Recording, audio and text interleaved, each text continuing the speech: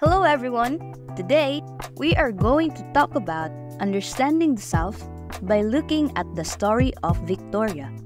She studied fine arts but decided to work on a cruise ship as a cabin stewardess. Her experience will help us understand how we discover who we really are. We'll also connect her stories to ideas from famous thinkers like Freud, Piaget, Kohlberg, Mead, and Hannett. So, let's begin. Situational analysis. Victoria is a fine arts degree holder. She has always loved the arts but does not see herself pursuing it as a career. To her family's and friends' surprise, Victoria took a job on a luxury cruise ship as a stewardess after graduation. She told them she has always been fascinated with traveling and has always dreamed of working abroad. She saw the opportunity of doing both abroad and a cruise ship. It was his first job and first time to leave the country and be away from home for so long. It could likewise be considered her baptism of fire from a relatively sheltered life. Victoria was plunged into a job that required her to make 40 beds a day at a pace that left very little for her to catch her breath or take a restroom break. She have met challenges in adjusting to totally different social environment abroad. Back home, her interaction was limited only to her kins and close circle of friends. On the ship, she had to deal with hundreds of strangers with backgrounds and habits completely different from her provincial upbringing.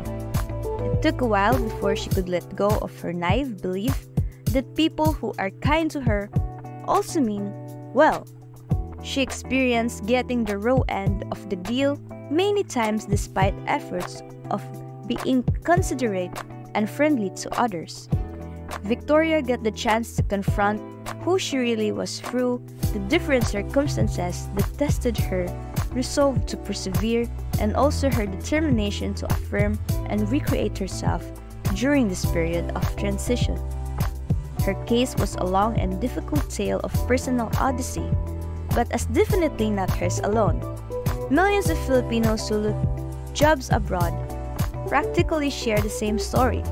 Their normative of survival, self-preservation, and self-transformation is a story of their continuing struggle to find new reasons to live and to dream.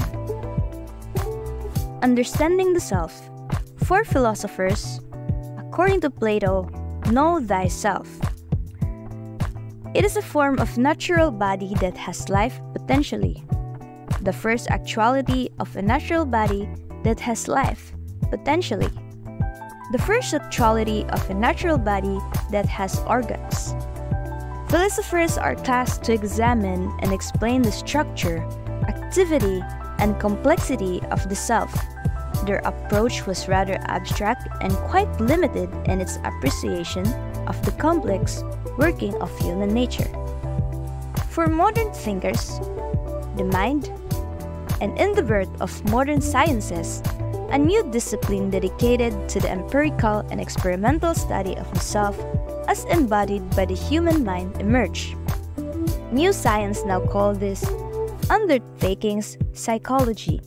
Philosophers pointed out that the task was on theorizing about the self, provided the foundations of understanding the intricacies of human nature. The prime interest of philosophy on the self is driven not so much by the scientific interest to explain, but by the philosophic desire to inquire.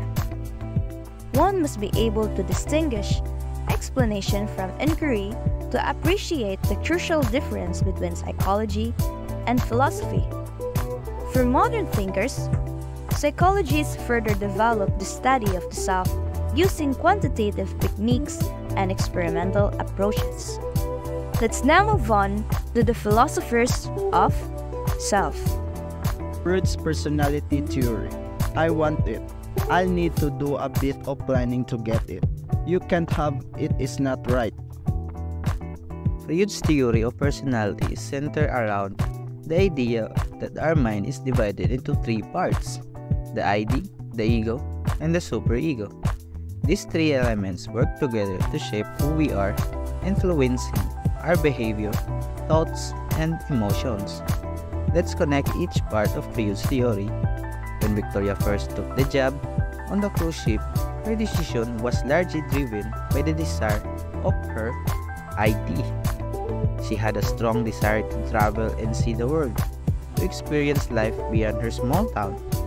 These are basic instincts that many of us have.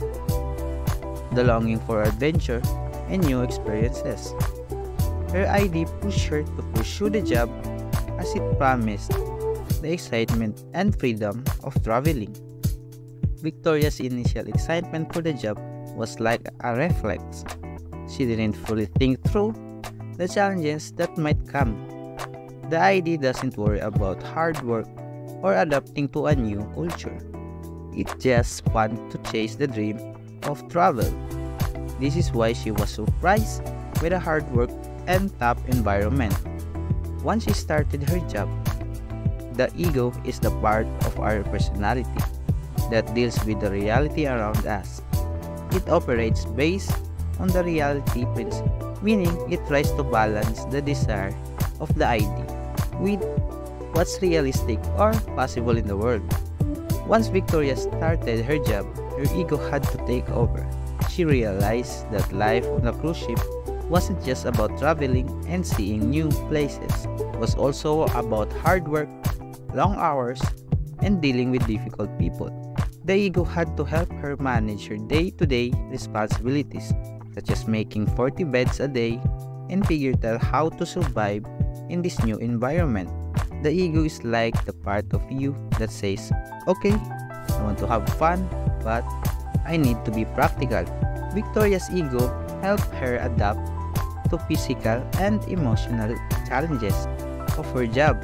For example, when she wanted to take a break but still had many tasks left, her ego would step in and tell her that she needed to push through and finish her work. The superego is the part of our personality that holds our morals and values, learned from our parents, culture, and society. It tells us what is right and wrong and often conflicts with the ID, which just wants to satisfy desires. Victoria's superego kicked in when she faced moral challenges aboard the ship. For example, she had to decide how to behave around people from different backgrounds. Should she continue being friendly and considerate, even when others weren't? Should she stand up for herself when someone was unkind, or should just stay silent to keep the peace? Victoria's superego was influenced by her upbringing and values from home. She may have been taught to always be polite, respectful, and considerate, which made it difficult for her to deal with people who didn't treat her kindly. This internal conflict between wanting to please others and wanting to defend herself is something we all face in different situations. What people always thought of a self might not be what it is.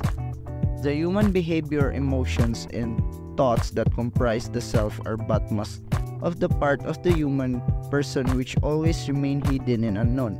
Hidden and unknown dimension that underlies human personality is referred to as unconscious. Unconscious may manifest itself through instinct, impulse, mannerism, random expression, or the proverbial slip of the tongue. Freud's three levels of mind: the conscious mind, the preconscious mind, and the unconscious mind. The tip represents conscious, the smallest part but the most visible thoughts perception. Just below the surface is our preconscious, which can be seen only with effort, memory, stored knowledge. The biggest region, which is buried down into the deep sea, is our unconscious.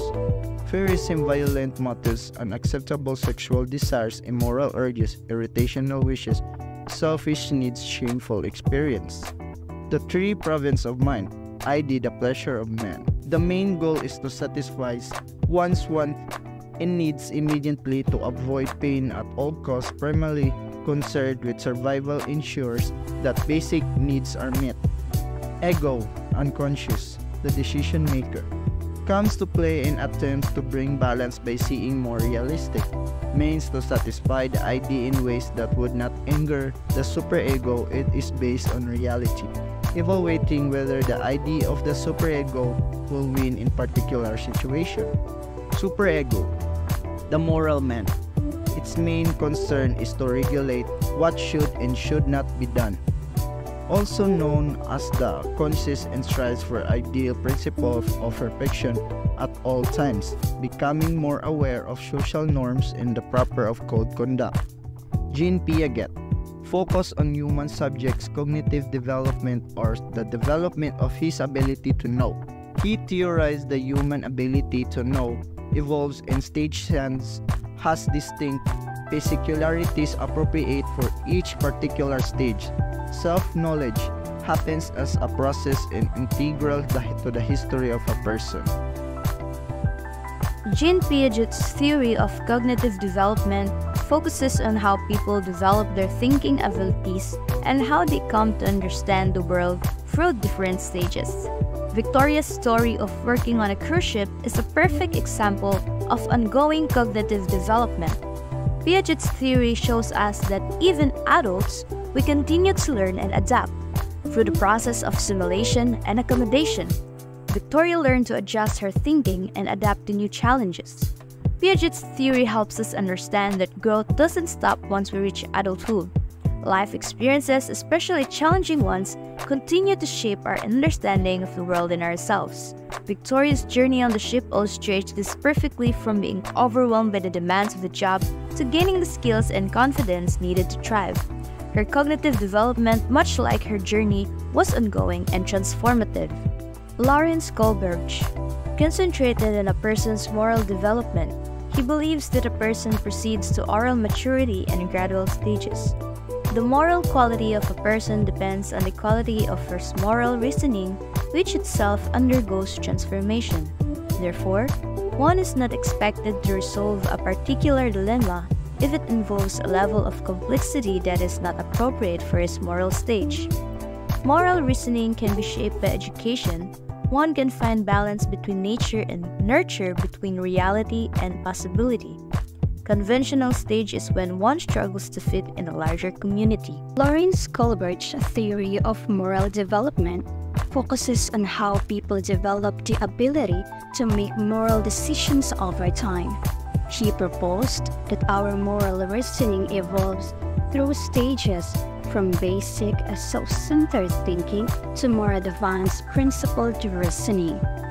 These stages help explain how we understand the right and wrong as we grow, and this theory can be applied to Victoria's journey as she navigated new challenges and moral dilemmas on the cruise ship. Although Victoria primarily operated in conventional level, as she grew more experienced, she might have started to think about the post-conventional level, where people moral decision based on universal principles like justice and human rights, rather than just following rules or trying to fit in.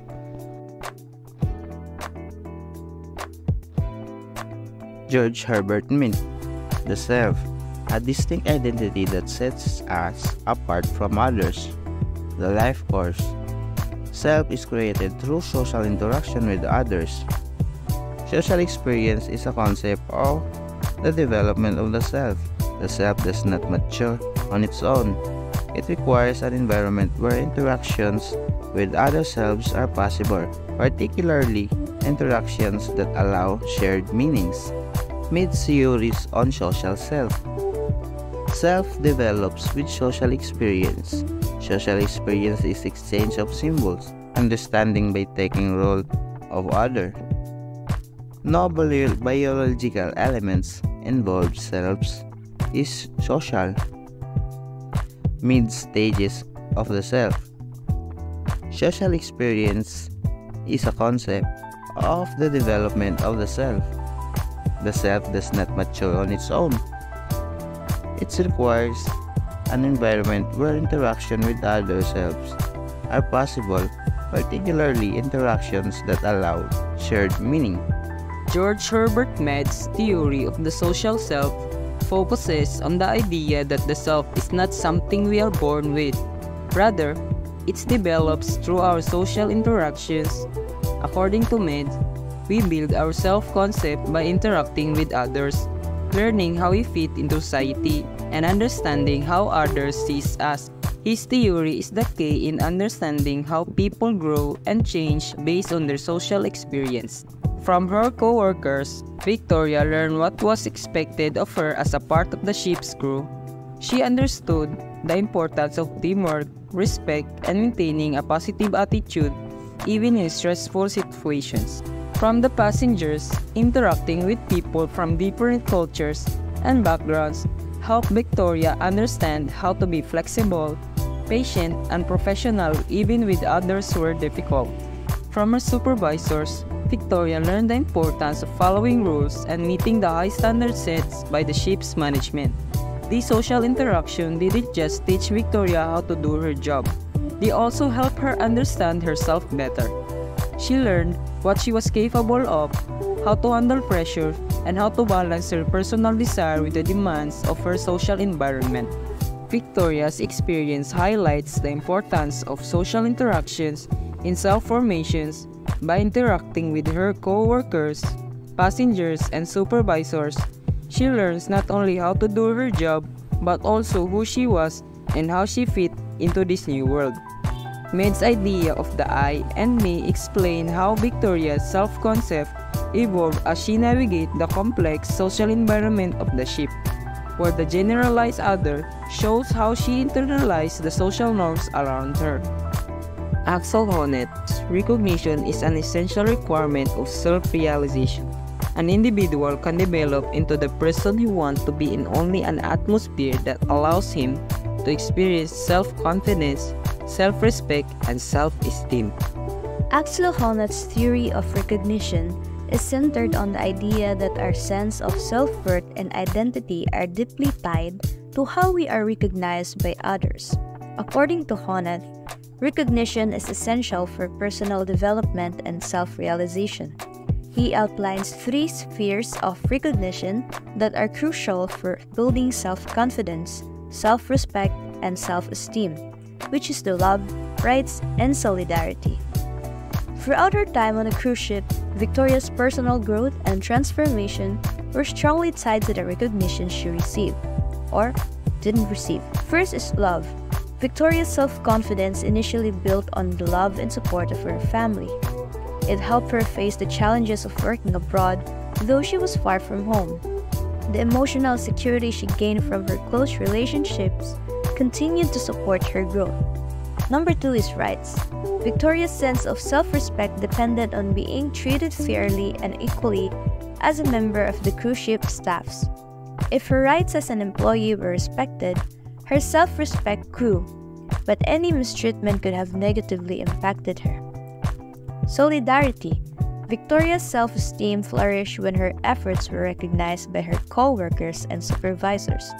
Being acknowledged for her hard work gave her pride in her abilities and made her feel like a valuable part of the team. Axel Honneth's theory of recognition helps us understand how Victoria's personal growth was shaped for her social environment. Recognition played a key role in her journey.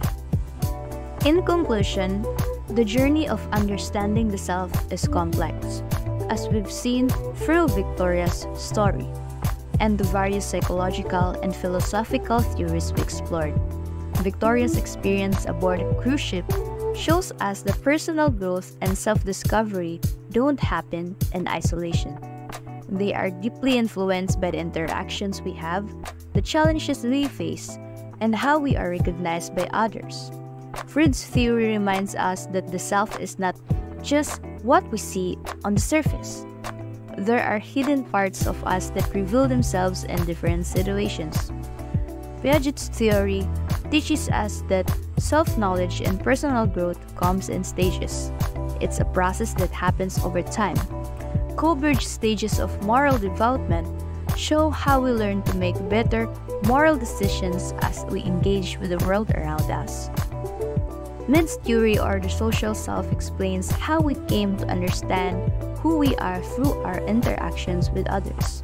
And finally, Honnet's theory of recognition emphasizes the importance of being valued and appreciated by others, which helps us develop self-confidence, self-respect, and self-esteem. Victoria's story is a reminder that understanding who we are is an ongoing process shaped by our environment, experiences, and the people around us. Just like her, we all go through challenges that force us to grow, adapt, and redefine ourselves. Ultimately, the recognition we receive from others plays a critical role in helping us discover and affirm our true selves.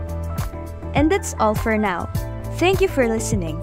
I hope you learned something today about how our experiences shape who we are. Let's all keep thinking about how our own journeys help us understand ourselves better. Have a great day!